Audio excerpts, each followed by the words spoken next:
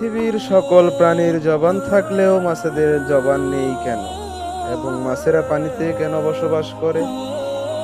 এক ব্যক্তি হযরত আলী রাদিয়াল্লাহু তাআলা আনহুকে এই প্রশ্নটি করলেন। হযরত আলী রাদিয়াল্লাহু তাআলা আনহু বলেন, জেনে রাখো, আল্লাহ তাআলা মাছেদেরও জবান দিয়েছিলেন। তারা কথাবার্তা বলতে পারত এবং জমিনেও চলাচল করতে পারত।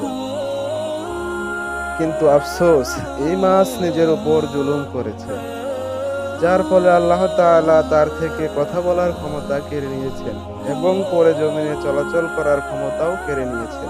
পরিপূর্ণরূপে তাদেরকে এক জলজ প্রাণীতে পরিণত করেছেন। সে আগন্ত ব্যক্তি বলল, হে আলী, মাছেরা নিজের উপর কি জুলুম করেছে? হযরত আলী রাদিয়াল্লাহু তাআলা আনহু উত্তর দিলেন, যখন আল্লাহ তাআলা হযরত আদম আলাইহিস সালামকে সৃষ্টি করার পর সমস্ত ফেরেশতাকে বললেন, তোমরা আদমকে সিজদা করো।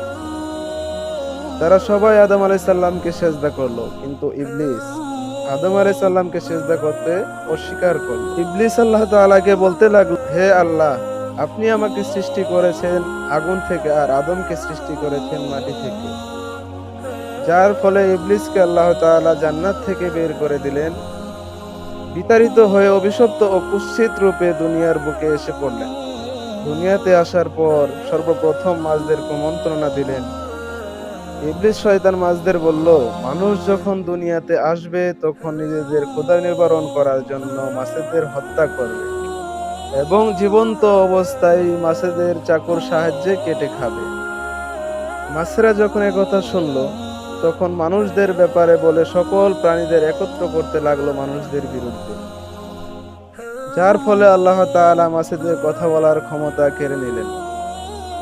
পাশাপাশি মাছেদের ব্যাপারে এই বিধান জারি করলেন যে মাছেদের জবেহ করতে হবে না।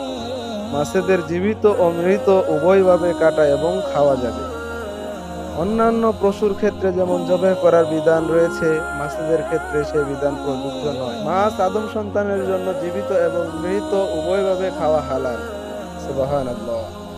আমাদের ভিডিওটি ভালো লাগলে চ্যানেলটিকে সাবস্ক্রাইব করে পাশে থাকার অনুরোধ রইল।